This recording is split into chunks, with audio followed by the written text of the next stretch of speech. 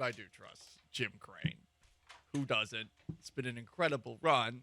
Who knows if he'll be able to keep up this hot streak, but it's been 6 incredible years. And literally everyone loves the hire of Dana Brown. For those who don't know much about Dana Brown, this is a guy who, while with the Atlanta Braves, played a key role in netting outfielder Michael Harris, who was last year's Rookie of the Year, pitcher Spencer Strider, infielder Vaughn Grissom. We've heard for a couple of weeks that Dana Brown was a possibility. I think Bob Nightingale was the first to put it out there of the USA Today. He's also a guy who worked with the Blue Jays organization. They had a playoff drought from 1993 through 2015, and when he joined the organization, he helped them end said drought. He's a guy who has worked in baseball for 33 years, and he is the only black general manager in the major leagues. He and Dusty Baker are the second black GM and manager combination in Major League Baseball history. The White Sox had it first in 2000 and 2003 with Jerry Manuel and Ken Williams. Pretty crazy it's taken that long. But look, we're talking about Dana Brown specifically here. And I feel like a lot of people are going to like Brown based off of the way that he introduced himself to the Houston media at yesterday's press conference. I realized that, I'm coming to a winning team. And a big part of what I want to do, too, is sustain the winning long term. So we want to continue to build, continue to sign good players, continue to develop good players, and continue to winning success. We have this thing in scouting where we want to get greedy about winning, and that's what it's all about. We want to get greedy about winning. I love hearing that. Actions speak louder than words, of course, but I love hearing that. Jim Crane, for his part, was also asked what it is about Dana Brown that he liked so much to pull the trigger and make this hire. Well, I mentioned a lot of things that he's done. Certainly, we won't do away with our analytics. We have a very good analytics department. He's, as I mentioned right off the bat, he's analytic savvy. But we did like the dimensions of player evaluation, player acquisition. So he's worked up and down the system. And he knows it well, and he worked for some very good people. Alex over at the Braves spoke very highly of him, and actually he was with him numerous spots. So part of our portfolio is here. We don't like to lose good people, so that spoke very highly of his skills and his execution at the Braves. So when we did the complete evaluation, he was a perfect fit for us. I'm curious as to what his relationship will be with Jim Crane. Is this going to be one of those relationships where Brown ends up being deferential to Crane, which it seemed like was the case with James Click and Crane? Or if as Crane reportedly wanted, Brown walks around the Astros building offices as if he's Jeff Luhnow, who apparently was strutting around like a peacock. And Jim Crane's like, yeah, I like the confidence that this guy has. Hell yeah, he's wearing Hawaiian shirts on Tuesdays. This is a guy who wears a T-shirt on Fridays. He doesn't even care. This is what I like. It's all about confidence. After all, I'm Jock Jim Crane, college baseball legend. We want peacocks here. I'm also curious as to how much input Jeff Bagwell will still have. I imagine he will still have a good amount of say with this organization. But Brown has all of the qualifications. All of them. And I do think that we have to pause for a moment and always remember that when it comes to evaluating a general manager, it's really difficult to 100% know what is and what isn't good. Because a guy that has a great resume or who's been a part of a good organization for a long period of time might come to another organization and not have the same kind of success. It's a very inexact science, scouting, and also the whole, hey, how do you present ideas to people higher than you up the food chain or to people that I guess are either lower than you on the food chain / at the same level than Dusty Baker, the Astros manager? How do you present ideas to somebody like that who is rather old school? That's probably going to determine how this Dana Brown hire plays out. It's a matter of what he can do in those situations, and you really can't predict that.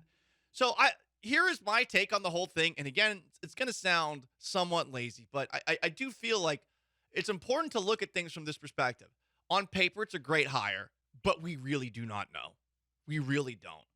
There's a lot of people online yesterday that were freaking out just about the possibility of Brad Ausmus breathing a massive sigh of relief that the Astros didn't hire Ausmus, a former player, to work as their general manager. And he's a guy that does have some analytical background, but I think the idea of having Jeff Bagwell in the ear of Jim Crane and then a former player turned general manager was a terrifying thought for some. Okay, maybe not.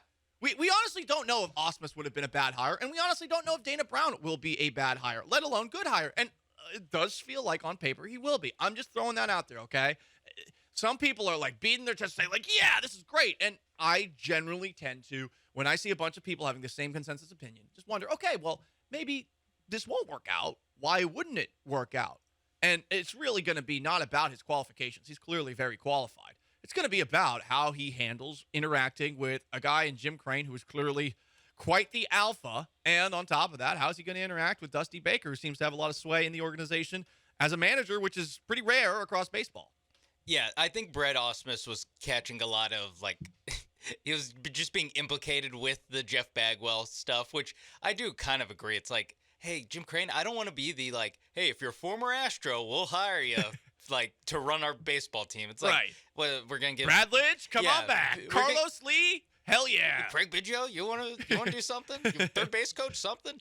Yeah, no, I don't want to hire every single killer bee, especially the ones on 12-3. Oh yeah, can't hire that. No, absolutely not. No. I mean, imagine the interactions between Jeremy Branham and Dusty Baker, or Joel Blank and Jim Crane on a regular basis, because these are the guys who I feel like they do not look at the Astros through blue and orange glasses, which we do appreciate. But my God, it would be confrontational all the time. Like I know Joel Blank very well. We used to play basketball together. And Joel Blank's not quite like me, where we would be running around and like elbowing people and stuff and trying to start fights. But Joel and I have very similar tempers, so I actually would love to see that. I would also love to see Jeremy's like sliding lineup ideas to Dusty Baker. I mean, that's basically what got James Click fired. And then to tell Dusty in his beautiful voice, like, Dusty, I've got to say, you're absolutely stupid. This is ridiculous. It's not a very good Jeremy Branham. We'll work on it. Workshopping impressions here. That's what we do on this show. Paul Gallant Show, ESPN 97.5 and 92.5. I have a challenge for you. You get to have my job. You get to be Chandler Rome, who you heard on the bench a little bit earlier talking about this hiring of Dana Brown. Everyone loves this move. Find something wrong with it. All I can really say is the resume is great, but we don't know. Paul, you're such a lazy sports talk show host. Shut up. Also, you're going to hear something hilarious that Jim Crane said yesterday. I want you to give me a reason why maybe the Dana Brown hire doesn't work. My reasoning is that maybe he doesn't get along with Jim Crane the way that Jeff Luhnow did. I do think that Crane is perhaps holding that relationship up with a bit of a nostalgic view on a pedestal that perhaps can never be recreated. Clearly, it wasn't with James Click, but maybe he needed James Click as a buffer between Jeff Luhnow and whoever ends up being the long-term guy for this organization as general manager next. And I am curious as to what his relationship will be like with Dusty Baker, because it did seem like there were some disagreements between Click and Baker. Some comments on Twitch, twitch.tv/ESPN975. And Fuentes Respector, I don't think I could have handpicked a better GM candidate if I tried. The Braves were the first organization I'd go to outside the Astros to look for elite front office guys. If the only thing, continued in Fuente Respector, he were to add was the Braves' philosophy of paying guys early and some good scouting, it's a huge win. King of Twitch says Dana seems to fit this team. In response to my question on Twitter, Akalon says, Western West tweeted, maybe he wants to change up too much stuff too quick. I don't know. I don't like searching for negatives. Well, some of you want this job. If you want this job, you got to dig through the poop to find the truffles, I guess. The truffle takes. I think that's how truffles work. I watched half of the movie Pig starring Nicolas Cage. I'm told that's a good movie. I don't know. Never actually watched the whole thing. I did enjoy it for a part. Gets the absolute bejesus beaten out of him in the first 30 minutes of the movie to like make some sort of point. I don't really know what was happening, but I think it's got like a 98 on Rotten Tomatoes.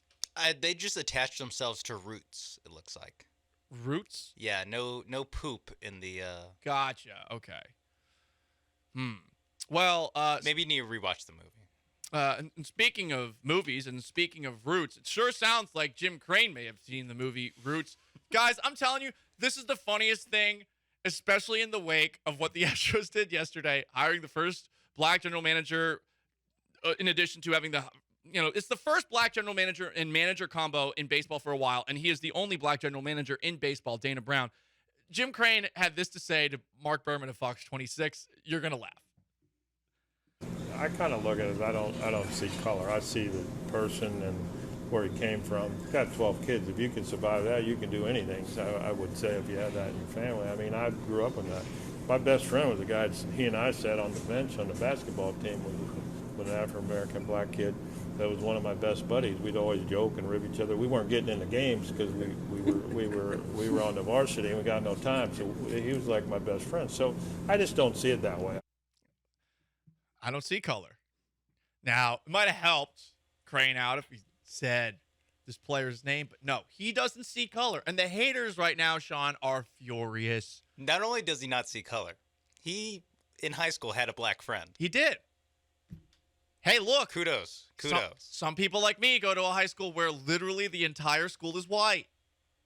Shorecrest Preparatory School. What a shocker, probably, to any of you listening right now. Look.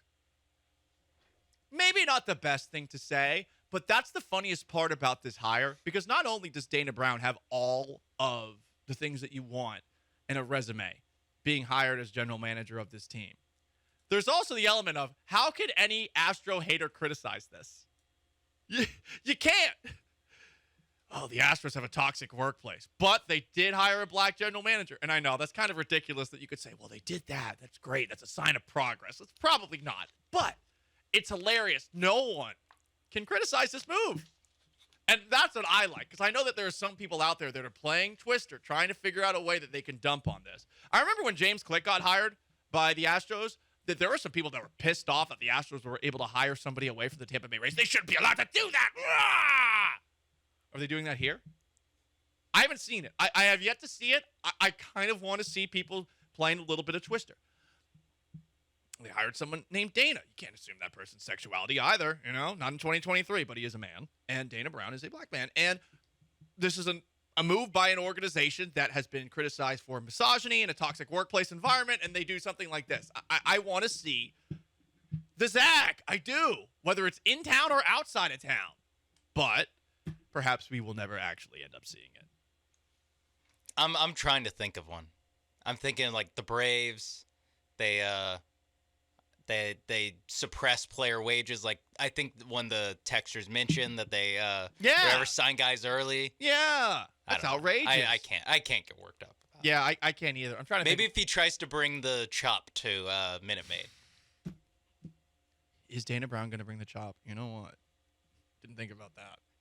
Where was Dana Brown while the chop was happening at wherever the Braves ballpark is now? He was probably doing it during the 2021 World Series. Yo, he definitely was. But we don't talk about that, okay, Sean? I'll comb through the Fox broadcast of the World Series to see if I can get a peek of Dana Brown doing the chop somewhere. Neither of us see color. And Jim Crane doesn't see color. And the haters are furious. On Twitter, @Gallant says, not Santa tweets, how dare they hire a man? It's a good point. It's 2023. Women power. Also, says Brother Bear, I dislike Dana Brown. His Atlanta Bravos team beat the analytical Astros. That's true. How dare he? Is he going to find a way to steal the trophy? Is he going to pull a Les Alexander? Remember when Les Alexander sold the Rockets and took the Rockets Larry O'Brien trophies? That's hilarious. Suck it, Tillman. You don't get these. You can't buy a championship. That is great. That's such a great move. It's the most petty thing that's ever happened, probably. I won these, not you, Tillman. I won them. Not Hakeem Olajuwon. Not Clyde Drexler. Not Vernon Maxwell. Especially not Vernon Maxwell. Not any of those guys. It's mine. Mine alone. My precious. By the way, a texter pointed this out. Astros hater Hannah Kaiser wrote a very backhanded compliment article in the Dana Brown hire on Yahoo Sports. The last paragraph is the best. I found the last paragraph. The Astros, who won 106 games last year and have since added Jose Abreu, are going to be a good team again this season. It remains to be seen whether Brown will be given a real opportunity to make them good in his own way. actually a fair point. It is actually a fair point, but he is remarkably qualified. James Click was qualified too. This is all about how he interacts with Jim Crane and how he interacts, at least in the short term, with Dusty Baker, who I imagine this could be his last season. Who knows at this point, though? He thought, this is the best way to go out on top after winning a championship, and he's going to be back. But Dana Brown more than likely will be hiring a manager for the Astros. Yes, I would think so. Unless it's Jim Crane and Jeff Bagwell. Hey, Brown! Brown, get out of here! You don't want no part of this. We're hiring a manager. My boy Brad, he's going to do it. Brad Hospice, they bring him back in. Look, everyone likes the Dana Brown hire. Astros hired him as their general manager. I want you to Zach, why might the hire not work? Text in, hot take, Dana Brown won't have the success with the Astros because he has to answer directly to Jim Crane. The Braves' principal owner was Liberty Media, and communication was easier with an email chain. Yeah, you might have Jock Jim Crane coming in with his varsity Letterman jacket and maybe holding a bat in his hand. If you're watching on twitch.tv/ESPN 97.5, I'm intimating like he's just hitting it in his hand. So, Dana, why didn't you get that guy? What's going on here? So, how about we raise the price on Rafael Montero a little bit more? Why haven't you given Rafael Montero another extension? Swings the bat at a lamp. I'm looking for Jeremy's bat that he does the show with in there. I know. That would be nice. A nice prop here in this spot. A lot of fascinating things about the general manager job that we don't know.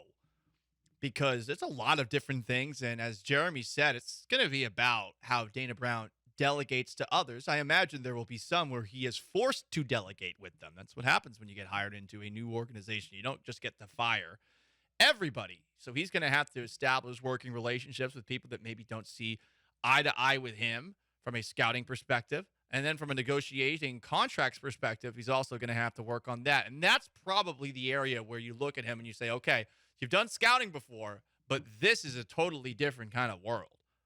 So a texter brings up, he may be okay, but there's more to being a GM than being a good talent evaluator. How is he at negotiations? I 100% agree. Does he have strong relationships with agents across baseball? He's going to have to create them. He's going to have to kiss ass to Scott Boras from time to time, which sucks, but that's sort of the way it goes. He is the biggest power broker in the sport. I'm really curious to see how it'll work out. And look, the hire on paper, it's fantastic. But the James Click hire was a good one too, especially in the wake of all the scandal that the Astros were facing. And ultimately, that wasn't what Jim Crane wanted. Whether or not it was successful, I think that's debatable. But I think also at the trade deadline this past year, you could make a strong argument that James Click failed. Trey Mancini didn't do anything for you. Christian Vasquez didn't play much. He was probably the best acquisition that you made. And Will Smith didn't pitch for you at all in the postseason. So, I mean, that's what he contributed. Now, he also did, I would imagine, spearhead the Yordan Alvarez extension, which deserves a lot of credit. But you can have a great resume. It's all about what you do afterwards. And anyone can fake a resume. But the good news is for Dana Brown, like, the resume's there, and it's clear as day. And it's maybe not written in stone, but it's written in something pretty strong. That's for damn sure.